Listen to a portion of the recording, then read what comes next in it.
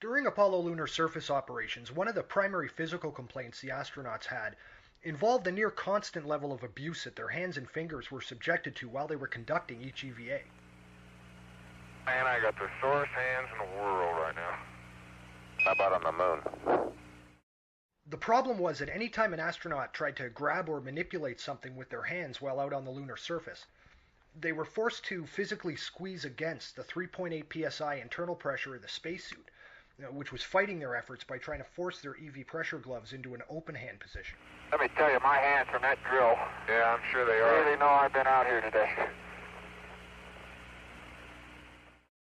During the final three Apollo missions, the extended stay J missions, the LMP and commander conducted 3 separate EVAs on the lunar surface, and throughout the course of those 3 EVAs, the design limitations imposed by the pressure gloves actually resulted in significant physical damage being done to their hands and fingers.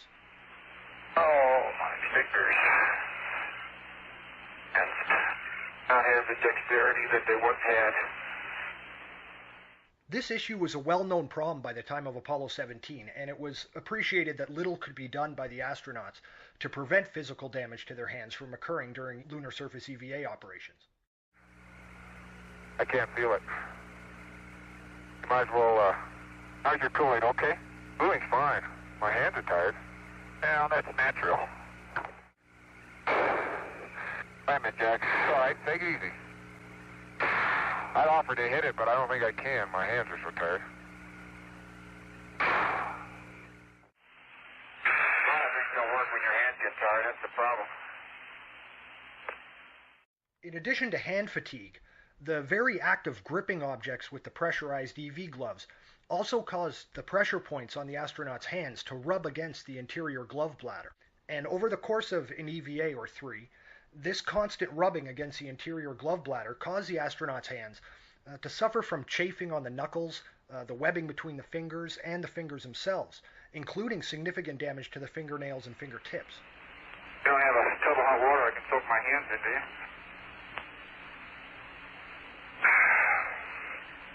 Wait till that dust hits the sweat of your hands.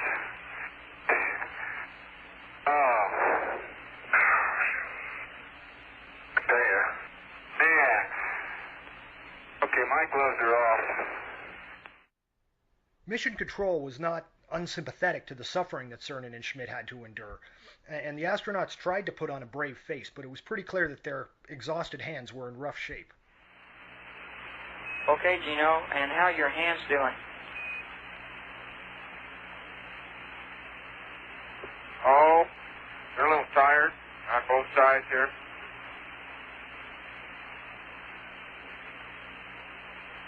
Can't imagine. But I think they'll pull through. Listen to how happy Commander Gene Cernan is after the end of their 3rd and final EVA, when, once back inside the pressurized lunar module, he reads the suit removal checklist and sees that he can finally take his pressurized EV gloves off to give his hands some relief. Those gloves still on Continental. Oh, sweet music to my ears. Let's put them on again in a few minutes. I know. It's still sweet music. An extremely relevant portion of the evidence we'll be examining here focuses on testimony published after the missions from Apollo 17 astronauts Eugene Cernan and Harrison Jack Schmitt. These quotes specifically address the exact extent of the physical damage Cernan and Schmidt's hands and fingers were subjected to during their 22 hours and 4 minutes they spent working outside in the Taurus-Littrow Valley during their 3 moonwalks.